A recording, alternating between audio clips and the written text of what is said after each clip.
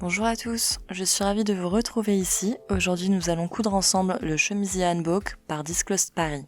Le chemisier Hanbok est un chemisier pour femmes à la coupe oversize et cropped. Il a été inspiré du hanbok, qui est l'habit traditionnel coréen. Nous l'avons revisité pour le rendre plus moderne et un poil girly avec ses boutons en forme de cœur.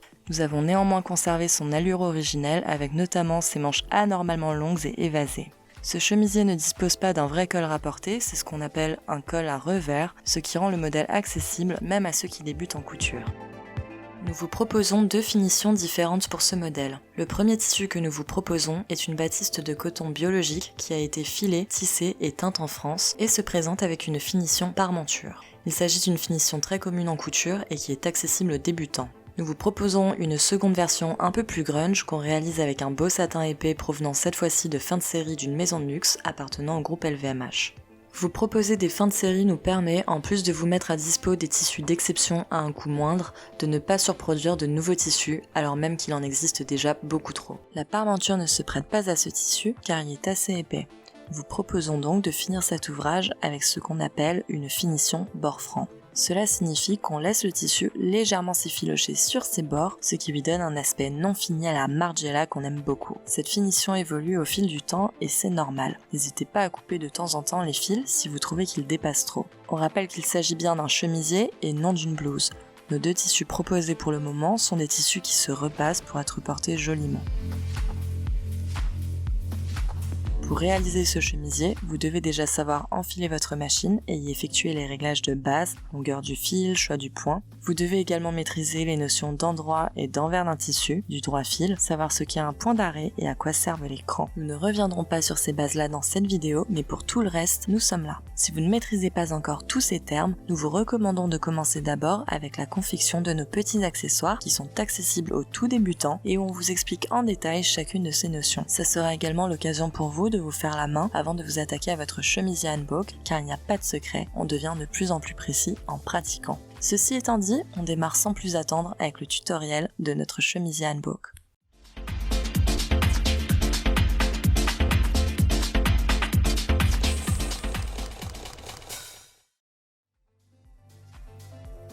C'est parti pour l'unboxing. Retrouvez dans votre box tout le nécessaire pour coudre votre chemisier Hanbok. Le patron de couture imprimé en grand format et prêt à l'emploi. Inutile de décalquer les morceaux, ces derniers ne se chevauchent pas et les marges de couture sont comprises. Il est délivré dans sa pochette cartonnée Disclosed. Vous retrouvez également le tissu sélectionné, une bobine de fil de la marque Gutermann de couleur assortie à votre tissu, 3 boutons nacrés en forme de cœur fabriqués en Italie, une étiquette à coudre Disclosed Paris tissée dans le sud de la France, et si vous avez opté pour la version parmenture, vous recevez en plus un couplon d'entoilage thermocollant de la marque Vliesline. Le premier réflexe à avoir lorsque vous recevez votre box Disclosed est de prendre connaissance de la fiche technique de votre modèle, puis de scanner ensuite les QR codes qui vous renvoient directement vers cette vidéo tutoriel ou vers la gamme de montage en ligne si vous préférez nous lire.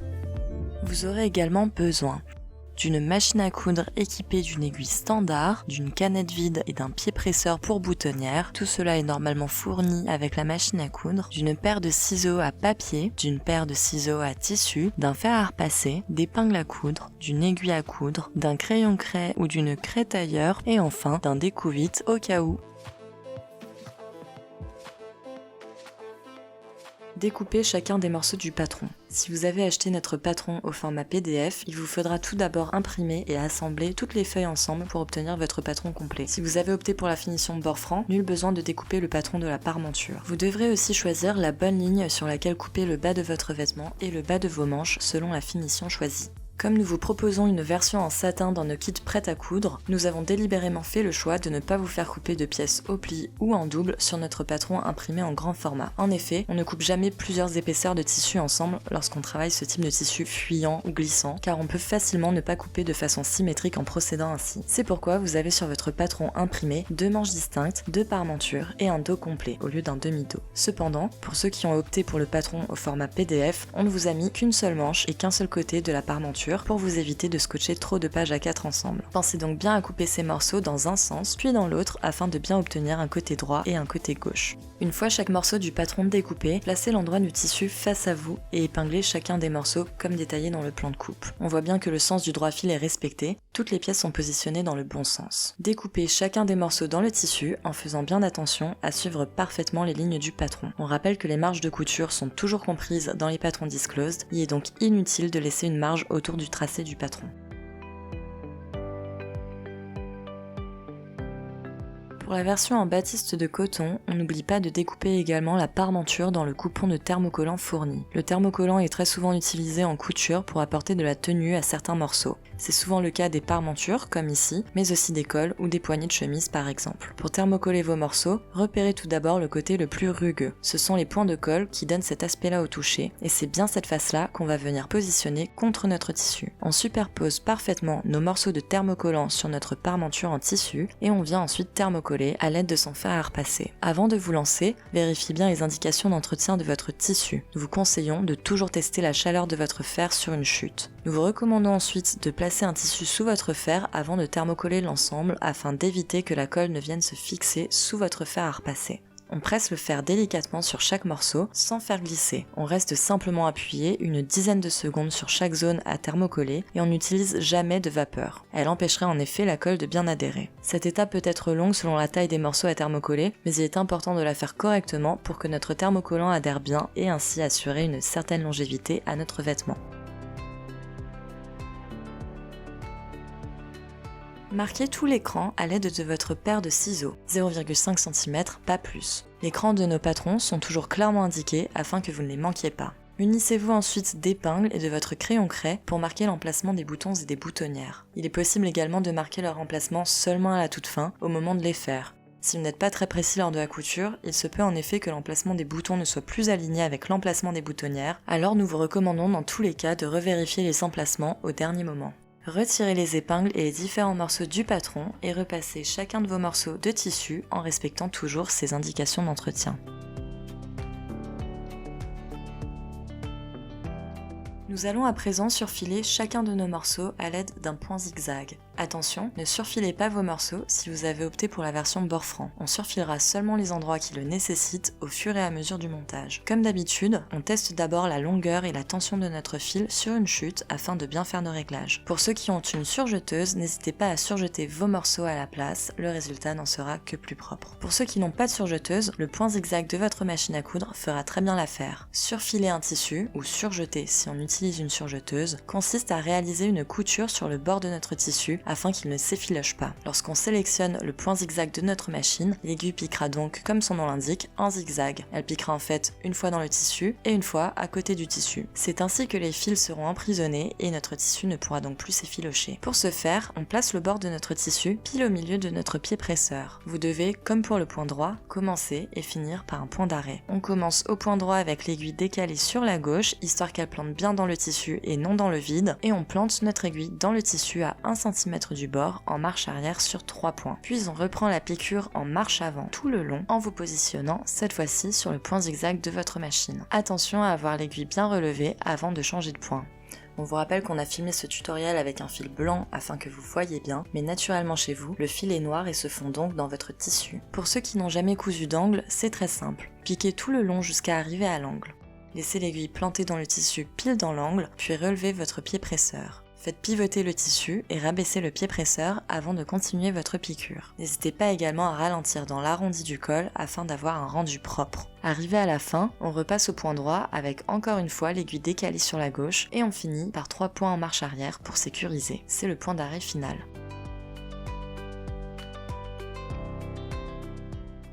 On passe à l'assemblage de nos parmentures à l'enforme encolure dos.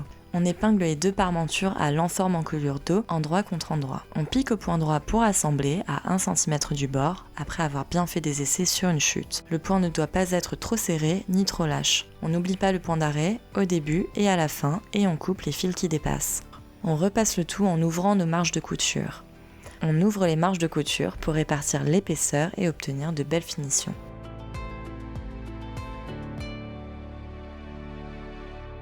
Épinglez endroit contre endroit les devants droit et gauche au dos en alignant bien les lignes d'épaule bord à bord. Toujours au point droit, piquez à 1 cm du bord en faisant bien le point d'arrêt au début et à la fin.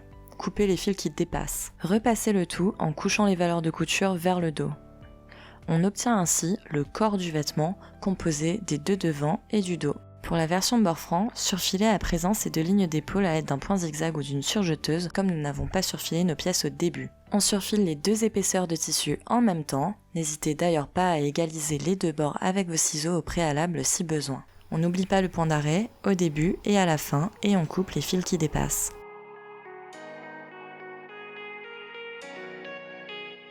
On monte ensuite l'ensemble parmenture au corps. Vous sautez bien sûr cette étape si vous avez opté pour la version bord franc.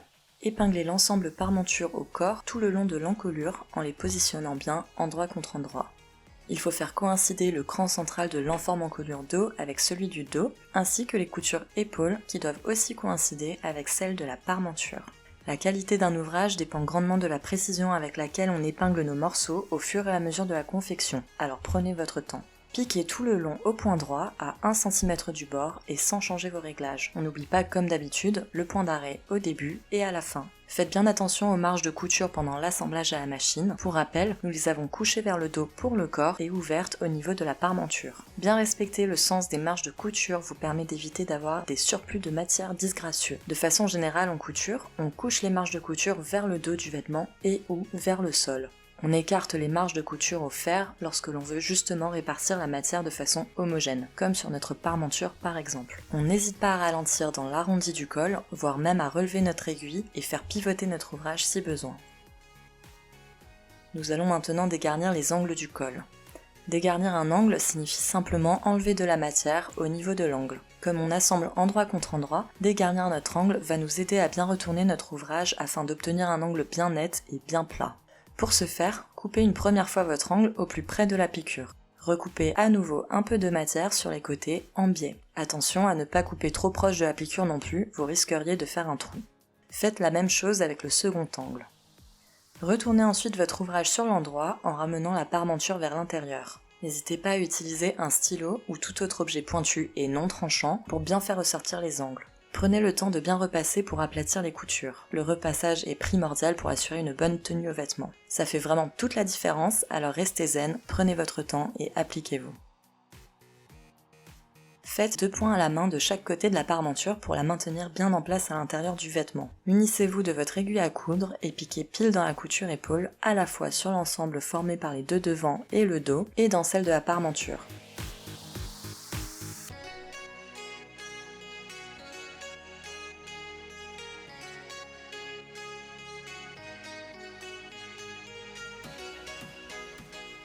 Épinglez les côtés des deux devants au dos, endroit contre endroit, en faisant bien coïncider les crans situés sous les aisselles. On commence à épingler au niveau de l'emmanchure, puis on continue à épingler tout le long jusqu'en bas.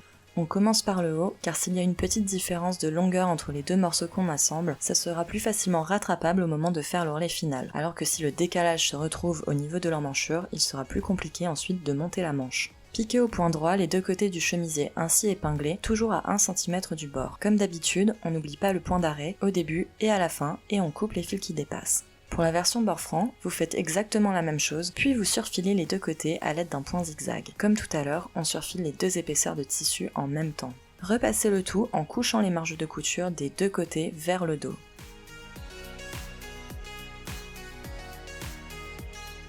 Pliez les manches en deux dans la longueur, endroit contre endroit, et épinglez tout le long, bord à bord. Piquez au point droit à 1 cm du bord. À nouveau, on n'oublie pas le point d'arrêt au début et à la fin. Repassez en aplatissant bien les coutures tout le long et retournez enfin les manches sur leur endroit. De la même façon pour la version bord franc, assemblez à 1 cm, égalisez si besoin les deux épaisseurs et surfilez enfin à l'aide d'un point zigzag. On vient ensuite monter nos manches à notre buste. Cette étape est un peu délicate pour les débutants car il ne faut pas se tromper de manche. On a bien une manche droite et une manche gauche. Alors pour ne pas vous tromper, on vous recommande de placer votre buste sur son envers, donc parmenture visible. Placez ensuite vos deux manches face à vous sur leur endroit, donc avec la marge de couture à l'intérieur, avec les piqûres vers le bas. On sait en effet que les coutures des manches se retrouveront sur le bas de la manche et viendront matcher les coutures des côtés de notre chemisier juste sous l'aisselle. On vient ensuite s'aider des crans que nous avons marqués tout à l'heure pour déterminer le sens des manches. Les doubles crans de nos manches doivent coïncider avec les doubles crans des deux devants. Les deux autres crans que nous avons marqués doivent matcher la couture épaule ainsi que le cran du dos. Comme on assemble bien endroit contre endroit, on glisse nos manches sur leur endroit à l'intérieur de notre buste qui était lui sur son envers. On obtient ainsi bien l'endroit des manches contre l'endroit du buste. Épinglez en faisant bien coïncider minutieusement tous les crans. N'hésitez pas à mettre beaucoup d'épingles lors de l'assemblage de vos manches afin d'obtenir de beaux raccords. Avant de piquer, vérifiez notamment que le raccord sous l'aisselle est bien fait. Vous devez obtenir une croix entre la piqûre de la manche et la piqûre côté. Si ce n'est pas le cas, replacez vos épingles. Lorsque vos raccords vous paraissent propres, vous pouvez enfin venir piquer vos emmanchures au point droit à 1 cm du bord. On commence au niveau de la piqûre côté, sous l'aisselle, et on fait tout le tour en n'oubliant pas comme d'habitude le point d'arrêt au début et à la fin. Commencer à ce niveau-là nous aide à renforcer la piqûre sous l'aisselle. C'est souvent là qu'on se retrouve avec un trou avec l'usure. Par ailleurs, cela nous aide à cacher le point d'arrêt qui est considéré comme disgracieux en couture. Repassez le tout en couchant les marges de couture des emmanchures vers le corps. Pour la version bord franc, vous faites exactement la même chose, puis vous surfilez vos deux emmanchures à l'aide d'un point zigzag comme tout à l'heure.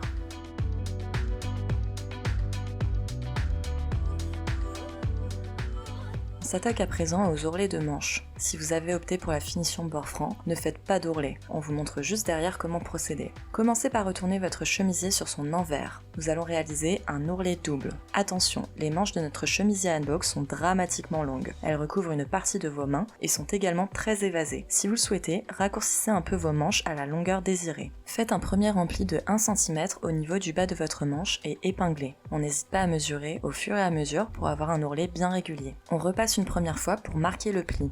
Repliez à nouveau sur 1 cm, repassez et épinglez tout le long en faisant toujours attention à bien respecter le sens des marges de couture des manches, couchées vers le dos. Piquez au point droit les deux ourlets doubles ainsi obtenus à 0,7 cm du bord. On commence au niveau de la couture de manche sans oublier de commencer et finir par un point d'arrêt comme d'habitude. Procédez de la même façon sur la seconde manche et repassez le tout pour bien aplatir les coutures. Pour la version bord franc, forcément, il ne faut pas faire d'ourlet. Piquez simplement vos bas de manche à 1 cm du bord au point droit en pensant bien à faire un point d'arrêt au début et à la fin. Ainsi, le tissu ne pourra pas s'effilocher au-delà de notre piqûre. On s'attaque enfin à notre ourlet du bas. Placez-vous face à votre vêtement et ouvrez les devants ainsi que les parementures. Comme pour les manches, nous allons finir le bas de notre chemisier avec des ourlets doubles. À nouveau, si vous avez choisi l'option bord franc, vous ne faites pas d'ourlet. On fait un premier rempli de 1 cm, on épingle et on repasse pour marquer le pli. Faites toujours attention à bien respecter le sens des marges de couture des côtés, couchées vers le dos. Répétez cette opération une seconde fois pour obtenir un ourlet double. Rabattez ensuite les parementures en maintenant bien les ourlets que nous venons de marquer au fer et réépingler. Nous allons à présent piquer tout le long à 0,7 cm du bord. On commence et on termine comme d'habitude avec un point d'arrêt et on coupe les fils qui dépassent. Pour la version bord franc, il vous suffit comme pour le bas de vos manches de piquer tout le long à 1 cm du bord. On fait cette fois-ci le tour complet de notre vêtement et pas juste le bas. On commence en effet à piquer dans une des piqûres côté, puis on fait tout le tour en passant par l'encolure et les milieux devant. On obtient ainsi notre finition bord franc sur tout le pourtour de notre chemisier. Vous pouvez soit laisser votre chemisier hanbok comme cela, soit commencer à en effilocher les bords légèrement avec vos doigts. Cette finition a la particularité d'évoluer avec le temps. Autrement dit, plus vous porterez votre chemisier, plus ses bords s'effilocheront. N'hésitez donc pas à couper les fils qui dépassent si vous les trouvez trop longs au bout d'un moment. Dans tous les cas, la piqûre que vous venez de faire vous permet de sécuriser votre couture. Votre chemisier hanbok ne pourra pas s'effilocher au-delà.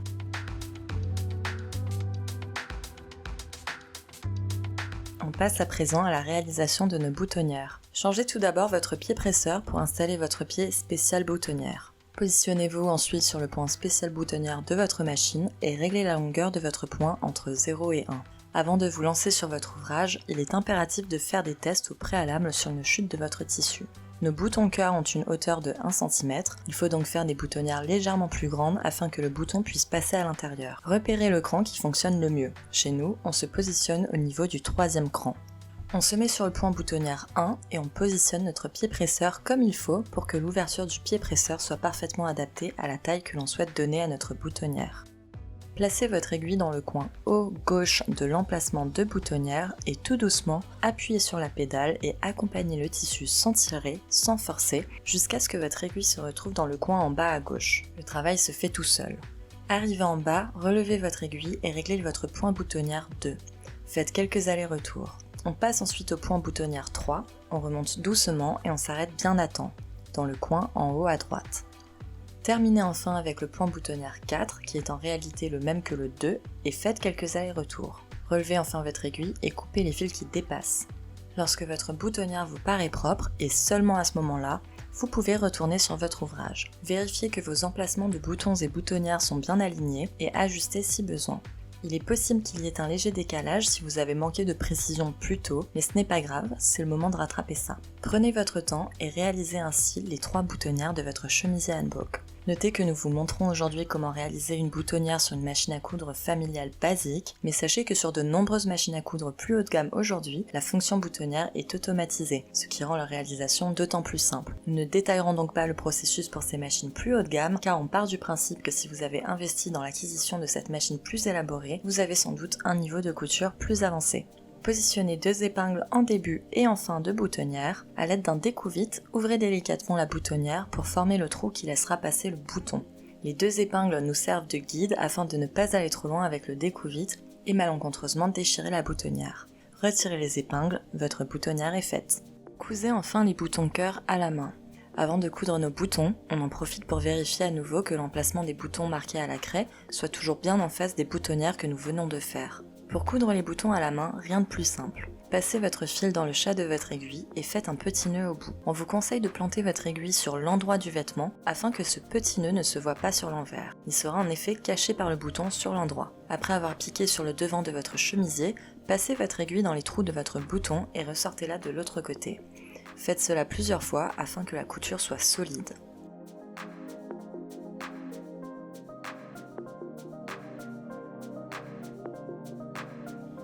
Terminez simplement par un petit nœud sur l'endroit du vêtement à nouveau.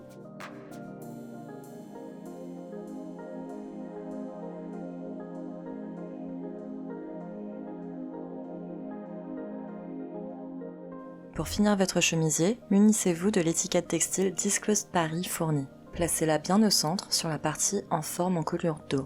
Nous ne cousons que cette épaisseur sans traverser le dos afin que les coutures ne se voient pas sur l'extérieur. À l'aide d'une aiguille, faites 4 petits points à la main aux 4 coins de votre étiquette. Pour plus d'esthétisme, nous faisons ces points directement sur les petits rabats sur le côté de l'étiquette afin qu'ils ne se voient pas sur l'endroit de l'étiquette. Mais on est un petit peu psychorigide chez Disclosed Paris, alors rien ne vous oblige à procéder ainsi. Pour la version beurre franc, il n'y a qu'une seule épaisseur de tissu, alors forcément, vous cousez l'étiquette directement sur le dos du chemisier. Repassez votre chemisier et c'est terminé! Bravo à tous, vous venez de coudre vous-même le chemisier hanbok par Disclosed Paris. N'hésitez pas à nous partager des photos de vos créations en utilisant les hashtags DisclosedByMe et chemisier hanbok sur Instagram. Nous faisons gagner une pochette patron par mois pour les plus belles réalisations. Si vous avez des questions ou si quelque chose n'est pas clair dans cette vidéo, n'hésitez pas à nous contacter à l'adresse hello@disclose-paris.com, nous sommes là pour vous aider. Si vous avez aimé cette vidéo et notre concept, n'hésitez pas à nous envoyer du love en cliquant sur le pouce juste en dessous et en vous abonnant à notre chaîne. Mais surtout, n'hésitez pas à partager notre compte, nous sommes surtout présents sur Instagram et à parler de nous autour de vous. Ça nous aiderait énormément à faire connaître le projet. On vous remercie pour votre aide et on se retrouve très vite pour de nouveaux tutoriels couture.